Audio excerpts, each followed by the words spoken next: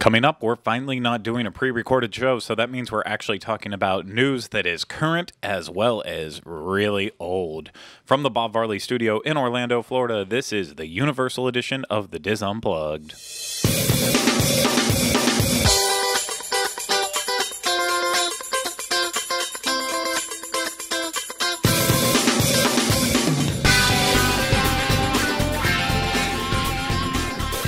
This is episode 187 of the Diz Unplugged Universal Edition. The Diz Unplugged Universal Edition is brought to you by Dreams Unlimited Travel, experts at helping you plan the perfect universal vacation. Visit them on the web at www.dreamsunlimitedtravel.com for your no-obligation quote. Hello, everyone. Welcome to this week's episode of the Diz Unplugged Universal Edition. I am your host, Craig Williams. I'm joined alongside by my co-host. You know him mostly as Ryno Clavin. Whoa, I did not turn your mic on. Hello. So then you're also going to wonder, well, how did you do a microphone check if his microphone wasn't on? Well, we sure didn't. Nope, we sure didn't. We just rolled with it and pretended like we did. So thank you for being here today, Ryno. So it's been a really, really difficult getting us in the same room at the same time. Ryno was on vacation for 2 weeks. I was then on vacation for a week. So, yeah, And now I'm on vacation for a week. Yeah, I wasn't on vacation. Did you say I was on vacation? You were I was working vacation. I'm going on a real vacation this Thursday to Thursday. Yes. Yeah. Except for when I need you to work. Then, but Work. that's fine. We'll talk about that work. off. Yeah, it's we're like the underpants gnomes. It's always about working. And you don't understand that reference because you don't watch South Park. No, okay, I was confused. I'll show you clips after the show. Right. Or we'll do a hard pause right here. And okay, now we're back. No. So it's all good though. So thank you for bearing with us the past couple of weeks while we had a little bit of fillers for you there. And I did see one comment where people said, "Can you please stop being so hard on yourself when you have filler episodes, saying how terrible they're going to be and stuff? Because then I feel bad when I actually enjoy the episodes." So I apologize for that. You know, I'm just hard on myself with it because I wish we could give more each week, but sometimes it's just not possible. And then we have weeks like this where it's just going to be flat out insane. So we have a lot to cover this week. On top of that, Ryno and I are literally going to leave here from recording this and head over to Universal Orlando to see Universal's Aventura Hotel for the very first time.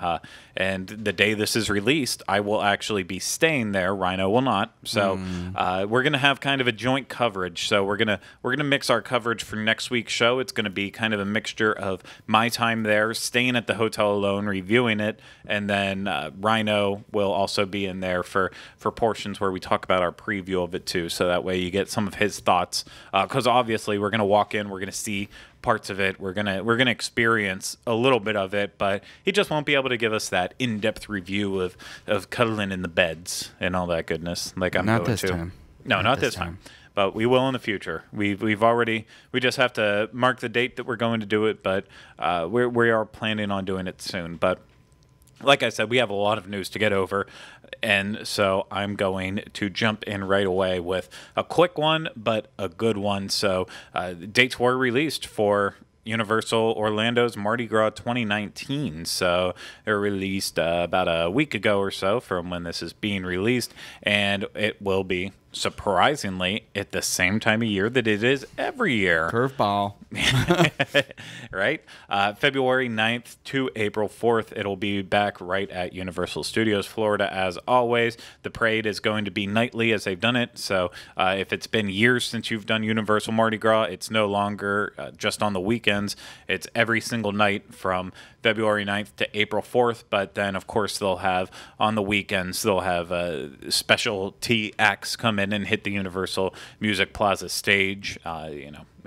We always talk about the artists, who they're going to be. So hopefully they get some big names this year. We don't know any of them yet as of now, but yeah, there'll be big artists coming to play for Mardi Gras. They'll have the French Quarter Courtyard with all of the Cajun food and king cake and all the goodies, and they'll have bands right from New Orleans come out and play and hype up the crowd. So it'll be good. And the best part, as always, is that it's completely free with your park ticket for the day or your annual pass. So you don't need any extra admission ticket for this party.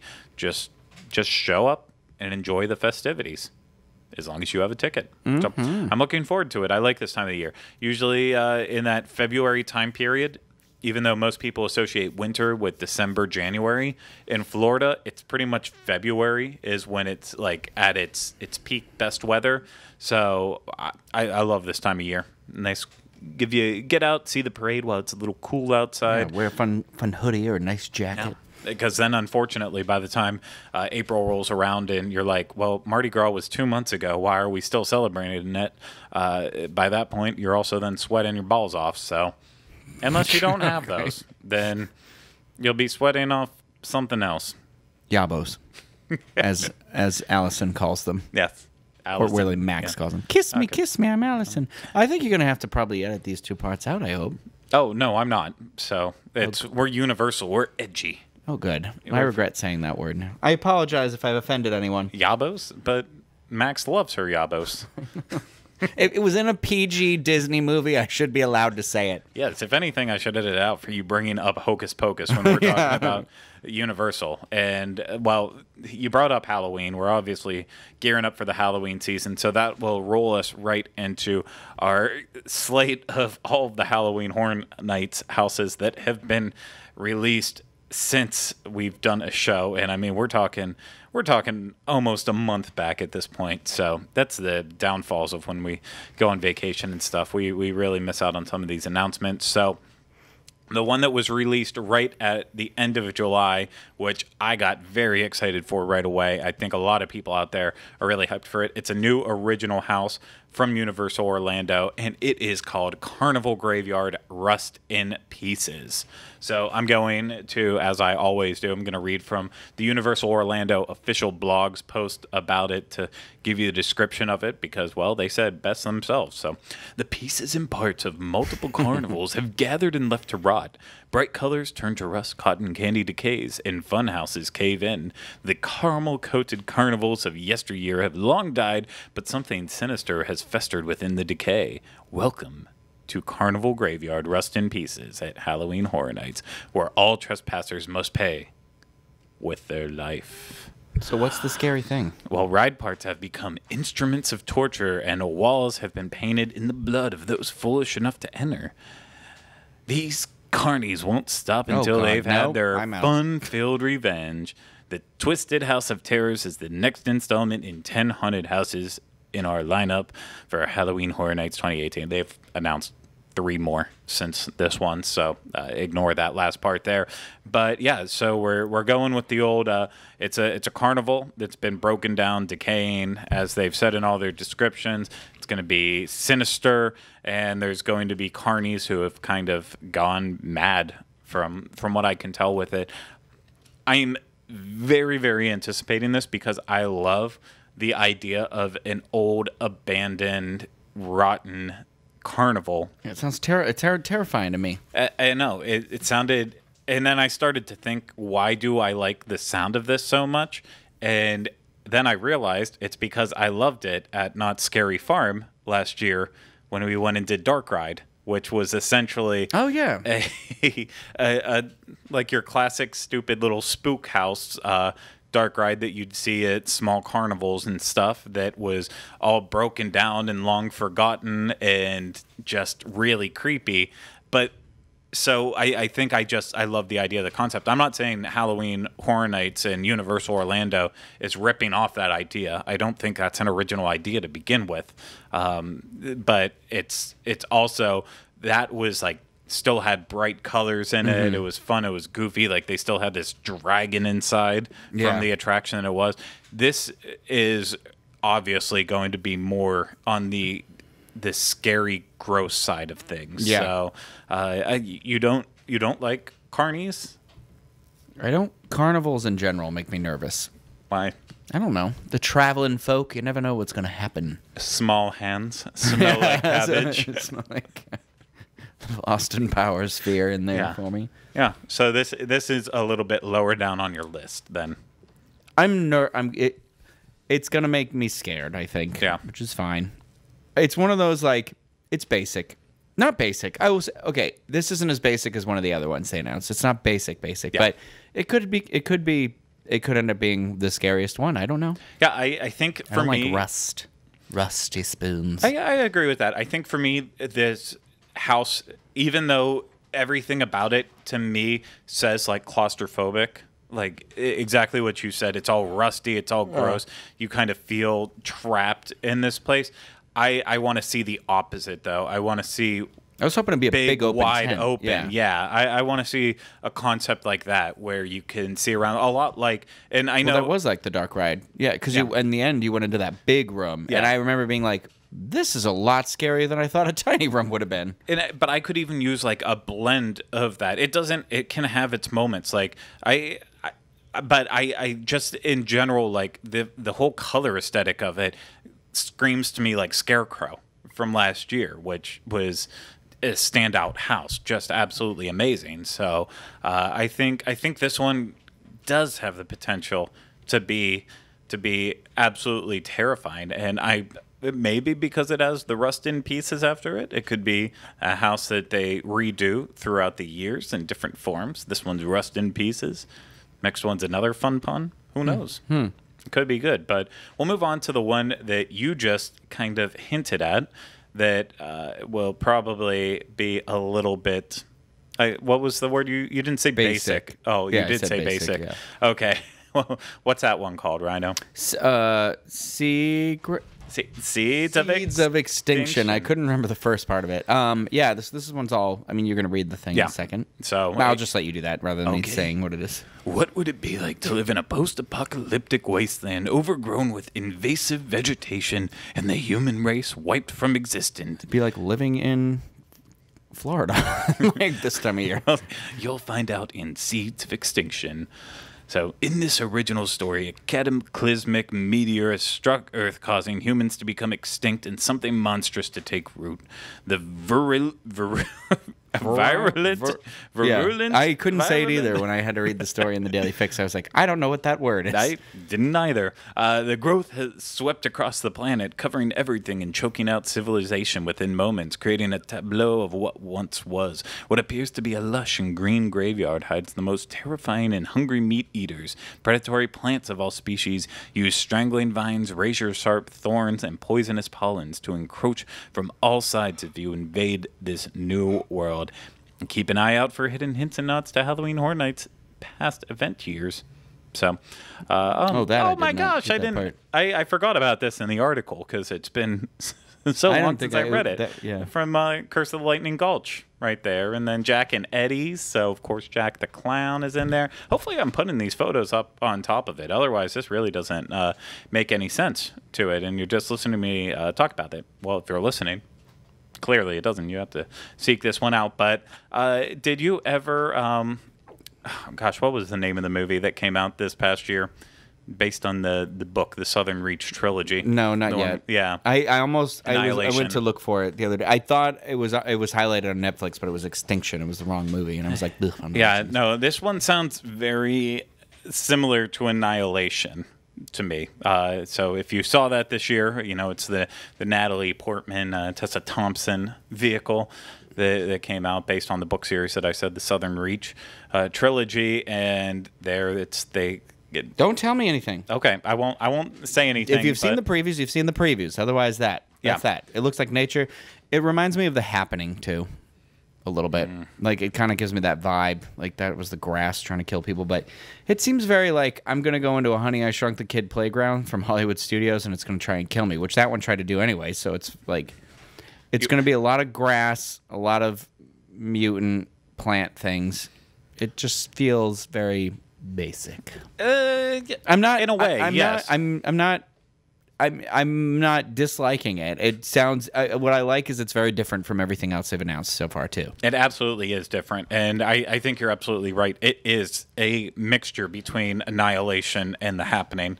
Like that's what it sounds like, at least on paper. And part of the story when they released it, they have one of the designers clearly having like a plant-like creature on her hand that will clearly be a puppet form, like not a full size puppet, not like American Werewolf in London. Sorry, I wanted to say Paris just because Ryno and I joke about that one all the time.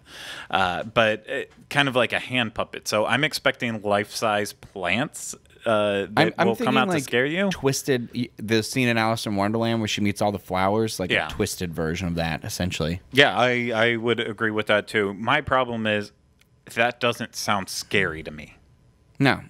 I mean, the thorns and the thing, it just sounds like, that's why, maybe that's what I mean, like, when I think basic. It doesn't have a lot to it. But we could be wrong. I don't know yet. You know, it could just be one that's hard to hype. Yeah, it has the potential, in a way, to be a very beautiful house. I will say that, just thinking about it.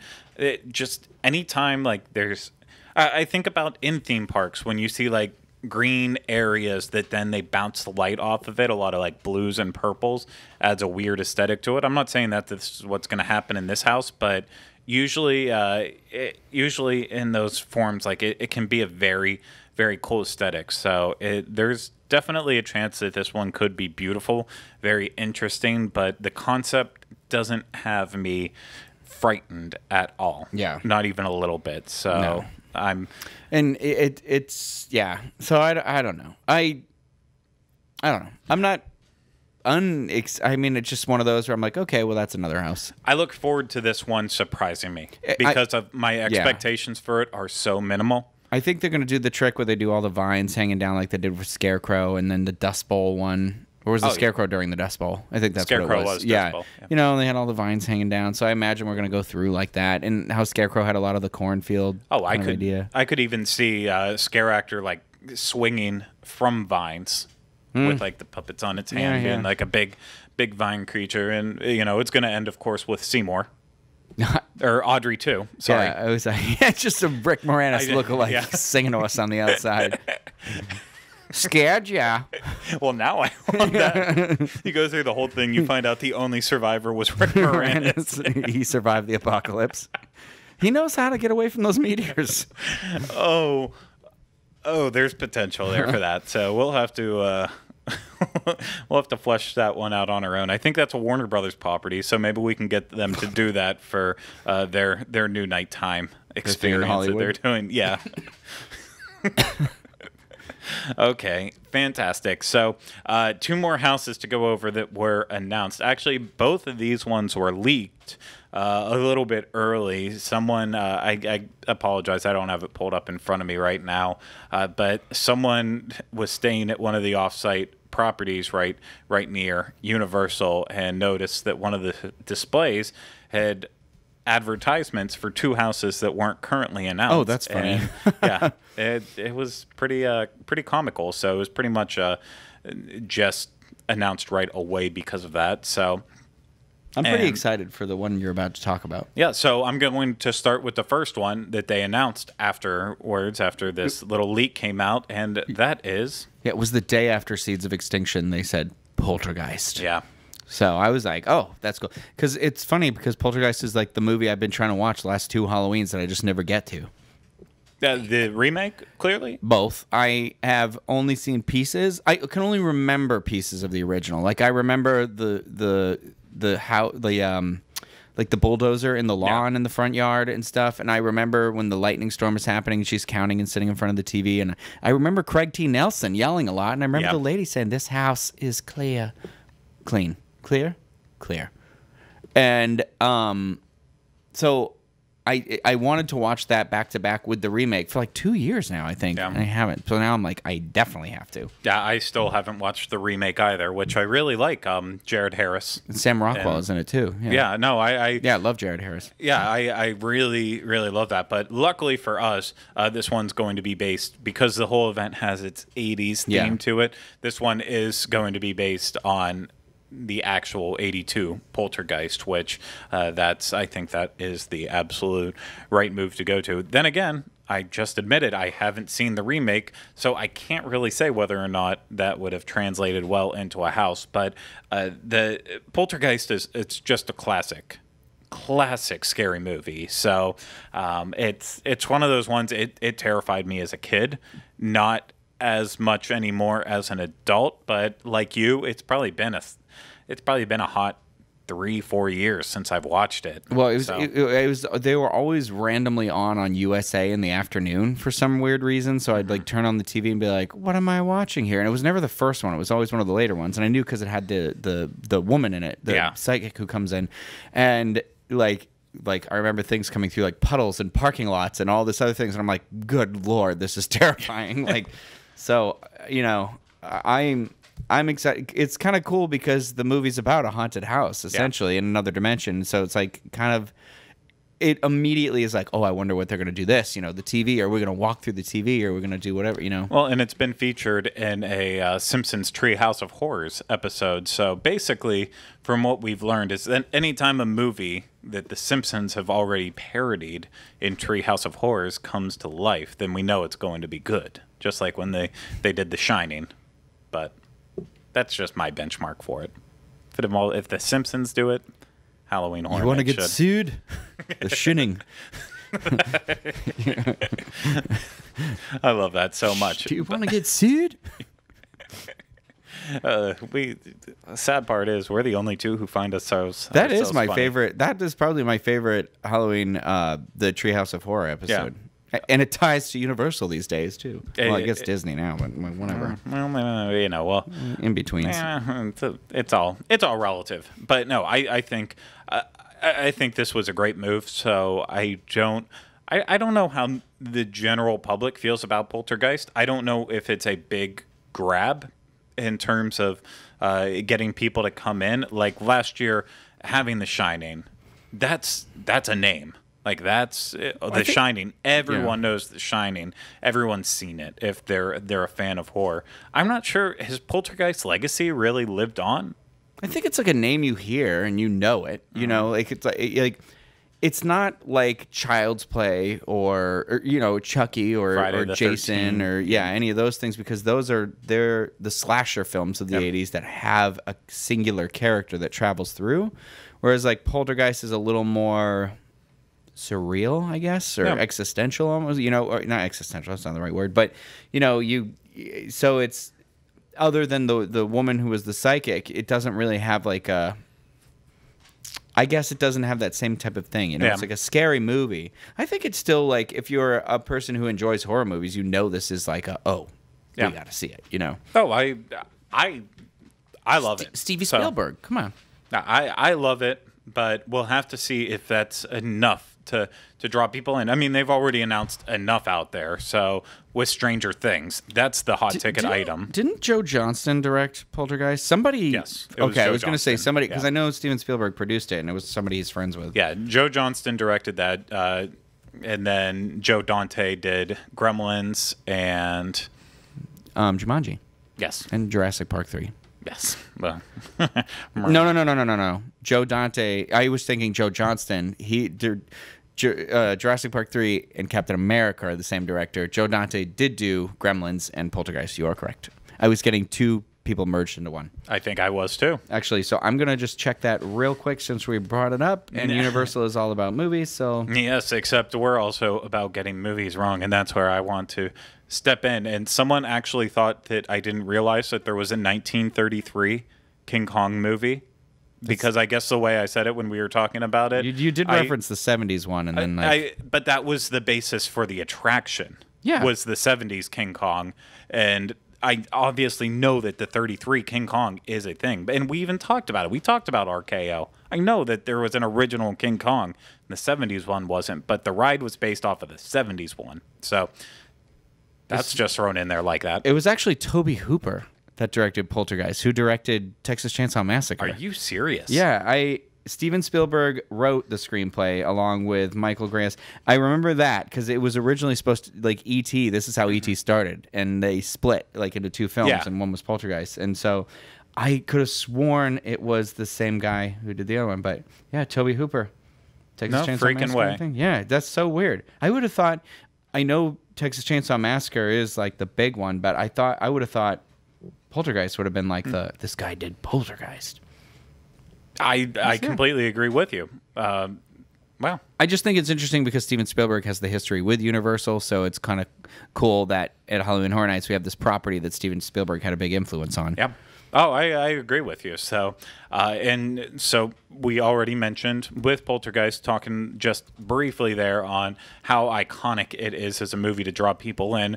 Well, back in 2014, Universal.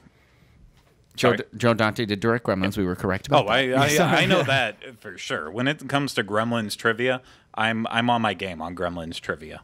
So I only watch it like 3 times a year. But that's how I feel it's necessary. It's great. Yeah, it is.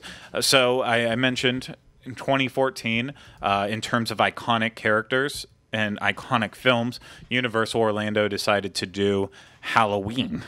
So based on I saw you writing this up earlier. Yeah. And then this was just released today. This was the other one that was leaked early, based on the posts that went around on the Twitter. And well, you know what's weird is they're skipping a Halloween.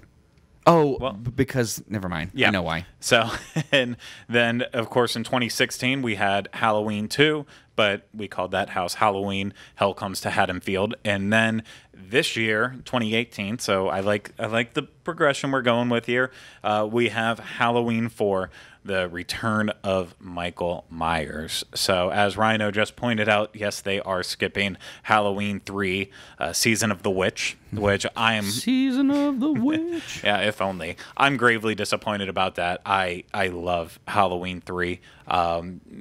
Just everything about it. Silver Shamrock, snakes coming out of the body. Like, it's just... Have you watched it? Halloween 3? Yeah. No. Oh my God, you're missing out. I've seen Halloween 4. I know that for sure, but I have not seen the third one. I don't know if I've seen the original one, and I am definitely watching it because I'm super excited for the new one. I mean, I remember pieces of it, so I must have seen it, but it's like not since I was a kid. And that was the thing. It was one of the ones I didn't get to that year when the house was here. Oh, that's sad. I know, and I love Jamie Lee Curtis, so that's why I'm super excited for that new Halloween movie coming out. And I like that they're kind of tying this. Not tying it into it, but it's nice that the property's there when it's going to be in the theater as well. Yeah, I mean, ideally, it would have been great to have the new house being represented at HHN, but that wasn't in the cards this year for whatever reason it is itself. But regardless, I like this. I like that they're going through all the Halloween movies in order, skipping 3 because it doesn't feature Michael Myers at all. He is not a part of it. It is a separate story. It was supposed to break off into an anthology piece of sorts, and it didn't go well because it's just truly awful and offensive to so many people, including the Irish. It's really amazing in every way, and I highly recommend seeking it out and watching it if you can. So if you wait for it to come on TV, when they do like the Halloween marathons where they start at the original Halloween with Jamie Lee Curtis and go all the way through, hitting classics like H2O and even sometimes going through that. Sorry, I got sidetracked there. I was trying to say you will notice all the time it will go Halloween 1, Halloween 2, Halloween 4, and then so on. They always skip it. And well, if you're the new Halloween movie ignores all sequels. Yeah. So you're gonna have to watch some of the sequels probably to like be in tune with this house. It's about the niece, the fourth one. I remember that. Yeah, no, you absolutely have to watch the 4th Halloween movie in order to get this. It is going to be based right on it. Michael Myers he's just picking up his story. So just like the last house with Halloween Hell Comes to Haddonfield started at the very beginning of that movie and took it all the way through into the hospital. Expect the exact same thing from this one. It's going to pick up on that original story. So this is going to be one where I think you can still appreciate the house even if you haven't seen any of the Halloween movies or Halloween 4 in particular. But come on, the first 2 houses were so well done in terms of translating the movies into the actual house themselves, that you're doing yourself an injustice if you skip over it. I can see out of the corner of my eye Ryno's looking at still images from Halloween 3. Yeah, because I'm confused because the plot says it's about kids want a shamrock mask, but it's clearly a pumpkin. Well, no, there's 3 different masks. So there's the pumpkin mask, there's the witch. Oh, what the and heck? Then What's she doing? My thing is, so I get it. Are the masks turning people evil? Is that the plot of the 3rd movie? well, yeah, I guess spoiler on a movie that's been out for I mean, over just 30 looking years. at the pictures, that's Yeah. what it looks like. So my guess is they were trying to continue on to make more iconic masks beyond Michael Myers. Like that. Well, okay, so the Silver Shamrock Corporation is like, it's one of those big companies that basically the town is there because the company is there, and they are creating all these masks that kids just want. They absolutely have to have their Silver Shamrock masks. And then on Halloween night, as they're watching the first Halloween movie on TV. wait, it's like they metaphysical? are like, tune in. You have to tune in. So, yeah, it is metaphysical in that way. And so they're going to tune into this moment where this Silver Shamrock commercial comes on, and at that point, it's going to kill all the people wearing the masks. all right, I have to watch this terrible movie. Yes, you absolutely do. It's incredible. One day. So they did feature the masks in the first Halloween house. Then the little section where they had the trick or treaters. Yeah, I thought so. Okay, because Yeah. they all looked familiar. That's why I was like, oh. Yeah, it is just so bad though. I love it so much. So that's our. Those are the 4 houses that have been announced since we've done the show. So add that on to everything else that's been announced so far, including Trick or Treat, Stranger Things, Dead Exposure, and gosh, I can't even remember them all. There's one more original house in there too. That The zombie Patient Zero, you said. Yeah. The vampire one? No, that was a scare zone. Why am I not remembering it? It's not. It's well, not. how many? Well, I was going to ask you how many have been announced now. I think we're doing the rough math. 1, 2, 3, 4, 8 or 9. So we still have a couple more reveals. So I can tell you in a second as soon as the page loads. But 1, 2, 3, well, that didn't help me at all. Yeah, that's a problem. They still haven't, until everything's announced on their website. It's not all easily accessible. And of course, I didn't prepare for this, and I was like, even then, I just had my camera on you the entire time, and I was not paying attention. Cool. I was just looking to at the what computer. I was doing. Trick or treat. Yes, we've already mentioned. Oh, I Trick thought or you Treat. said. I didn't hear you say that one. No. We've already mentioned that. Okay, ready? So, Stranger Things, Dead Exposure, Trick or Treat, Slaughter Cinema. You got to it. You got to Yep, it. Yeah, that's Slaughter what I was Cinema, forgetting. Carnival Graveyard, Seeds of Extinction, Poltergeist, Halloween. We have 2 left. Yeah. It was Slaughter Cinema that I couldn't remember, which is a shame because we've talked about that one quite a bit, and I was very excited for that. And then the 4 scare zones were announced: The Harvest, Twisted Tradition, Vamp 85, Killer Clowns from Outer Space, and Revenge of Chucky 5. I don't know why I just said 4. 5. Yeah, I was going to say, it was like the math is Yeah, not. you know what? It's because we're coming to the end of this episode, but we saved the boring one for last, and that is because it just kicked off yesterday, and it is yesterday as of recording this, couple days back from when this is released. We now are in UOAP Passholder Appreciation Days. Whoop, Oh, I whoop. forgot. Yeah. Well, I mean, it's what is the Passholder Appreciation Days. Basically, it is running until September 30th, and this is just the time period where Universal wants to say thanks to all its annual pass holders. So the big kickoff is not the big kickoff. It already kicked off, so it is. But the big event of this is the UOAP night. That's August 26th from 8 p.m. to midnight, happening at Universal Studios, Florida. It's only going to be Universal annual pass holders there having a big party. That night is also when they are going to they're going to start giving away collectible buttons. There's going to be 4 collectible buttons for all of the Universal annual pass holders, and the one is exclusive to the event that's happening there. And the event could fill up, technically. It did say that it's first come, first serve. basis, but it's not like a reservation system or anything. You just go to the park that day and you can sign up once you're there. So but there are only limited buttons as well too, so make sure you get those as quick as possible. Those are going to be given away at a couple of the guest service kiosks. I know the one is the Marvel guest service kiosk. The other one is the Men in Black one. So if you like buttons, free buttons, you need to jump on that. Button. Who's got the button? I don't know. There's also doing early admission. So, of course, if you have several tiers of early park admission, you're used to that on a normal basis. But now Power and seasonal pass holders have early park admission into the Wizarding World of Harry Potter's, just like hotel guests do. And you have that through the end of pass holder days. And if you have the 3-park pass, then you also have your Volcano Bay early entry. So that is a huge perk.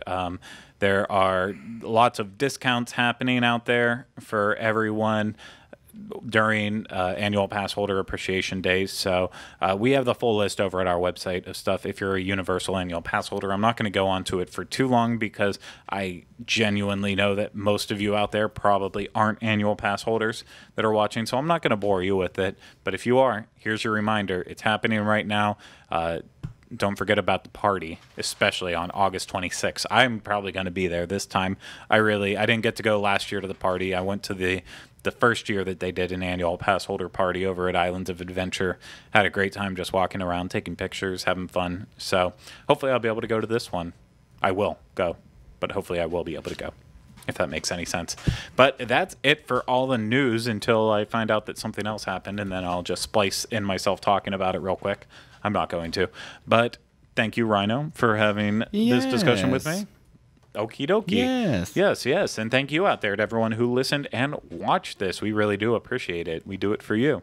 We always do it for you. Everything I do it for you. We do for you. And I'll stand by you. We went from Bryan Adams to the Pretenders. Yeah, it felt right. It did. It just did. I'll stand by you. I will stand by you. Won't you stand by me? Whoa, stand. Boom, boom, boom. By me. Boom, boom, boom, boom. Okay, now we're done with that. Of course, if you need more information, sunplug.com. Home of the show notes for this Boom, boom, show and all the others. boom, boom, boom. On the Diz Unplugged Podcast Network. You'll find links to social media, Facebook, Twitter, Instagram, all that good stuff like you do. Access to our email account. No, you can't access ours.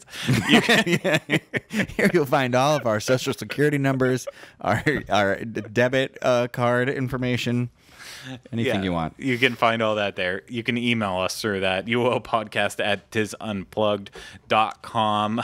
If you're watching this on YouTube. That's what I think our fade out music should be from now on. The sad part is most of the people stopped watching like 10 minutes ago, so there's just going to be a few people out there who are like, holy crap, the end of the show, how did you not watch all the way to there? That serves them right. Yep, it does. This is our appreciation to you out there who made it to the end. You just got a giggle fit right now. YouTube.com/disunplugged. That's where you might be watching this. I'm going to start doing time of the season if you don't finish soon. Oh, goodness. I'm trying to get through it. Who's your daddy? If you're watching this on YouTube, make sure you're subscribed to us. You're hitting that thumbs up button, and you're leaving comments for us down below. If you're listening to this on iTunes, go ahead, subscribe to us, and make sure you're rating and reviewing us as well too. So thank you once again to everyone out there for listening and watching. We do appreciate it. Make sure you tune into our Aventura Hotel coverage next week, as well as probably stuff that's been released on social media since then. But that's going to do it for this episode of the Diz Unplugged Universal Edition. But until then, remember, we still haven't changed the name.